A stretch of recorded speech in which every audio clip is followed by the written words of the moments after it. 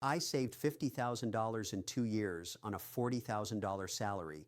No lottery, no crypto moonshot, no rich parents, and I did it while everyone around me was telling me I was doing money completely wrong. If you're watching this thinking, there is no way, I barely survive on my paycheck, I was you. Same age, same stress, same Sunday night anxiety, wondering how I'd ever get ahead.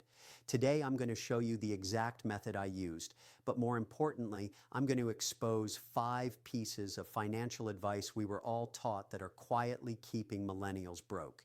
This stuff sounds responsible, it feels safe, and it absolutely does not work anymore. Let's start with the advice that cost me the most money without me realizing it. Save money in a savings account. That's what my parents told me. That's what teachers said. Put your money somewhere safe. Don't risk it. Earn your little 2% and feel proud. And to be fair, that advice made sense in their world. Inflation was lower. Home prices were sane. Wages actually rose with the cost of living. A savings account preserved buying power. But here's the truth no one says out loud. Today, a savings account guarantees you lose money. Let's do real math. Inflation has averaged around 6% recently. Most savings accounts pay about 1%. That means every year your money quietly loses 5% of its value. If you saved $10,000 and left it there for 10 years, you didn't play it safe. You lost thousands in purchasing power. That's the wealth gap no one talks about. What I did instead was simple but uncomfortable. I kept only 3 months of expenses in savings. Everything else went into low-cost index funds and a Roth IRA. Nothing fancy. No day trading, just proven market growth. That single shift is why my money actually started working while I slept, which leads to the next lie. Avoid all debt. I was terrified of debt. Credit cards, loans, anything with interest felt evil. Again, I get why our parents said this. Debt used to trap people for decades, but the modern truth is this. Not all debt is bad. Some debt is a cheat code. Bad debt buys things that lose value.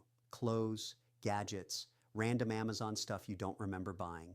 Good debt buys things that increase your earning power or reduce future costs. Here's the math. I took out a small loan to move cities for a higher paying job. The loan cost me about 4% interest. My salary jumped by $12,000 a year. That debt paid for itself in 4 months. If you avoid all debt, you often avoid opportunity. And that opportunity gap compounds year after year. The secret is control. I never carried credit card balances. I never financed stuff that didn't make me more money or time. Debt became a tool, not a trap. Now let's talk about the advice that emotionally hurts to hear. Buy a reliable used car. This one sounds smart, responsible, mature, and yes, cars are depreciating assets. But here's what no one mentions. The cheapest car isn't always the cheapest option. I bought a $5,000 used car early on. It was reliable until it wasn't. Repairs, missed work, stress. I spent over $3,000 fixing it in 2 years. Then I did the math differently. I bought a modest newer car with low interest, high reliability, and predictable costs. My total monthly expenses went down. More importantly, my time and energy came back. Time matters. If a car lets you work extra hours, commute safely, or avoid random breakdowns, it can literally increase your income. The real rule is this. Don't buy the cheapest car. Buy the car with the lowest total cost to your life. Next one is controversial. Get a college degree no matter what. I'm not anti-education. I am anti-blind decisions. Our parents were right in their era. A degree almost guaranteed a solid job. Tuition was affordable. Debt was manageable. Today, that return on investment has collapsed for many degrees. If you borrow $80,000 for a degree that earns $50,000 a year, the math doesn't love you back. That debt delays investing, home ownership, and freedom for a decade or more. I skipped grad school. Instead, I spent a fraction of the cost learning high-income skills, sales, tech tools, negotiation, skills companies actually pay for. Education should be an investment, not a tradition. If the numbers don't work, it's not worth it. And finally, the advice that keeps salaries painfully low. Stay loyal to one company. This one is personal. I stayed at my first job way too long because I was told loyalty would be rewarded. It wasn't. Raises were 2%. Inflation was 5%. I was getting poorer every year while being told to be grateful. Then I learned the truth. Job hopping every 2 to 3 years can increase income by 10 to 20% each move. That's not theory, that's data. I changed companies twice in 4 years. My salary jumped from 40,000 to over 70. Same effort, same skills, different employer. Loyalty is expensive. The market rewards movement, not patience. So let's recap fast. Saving everything in cash guarantees loss.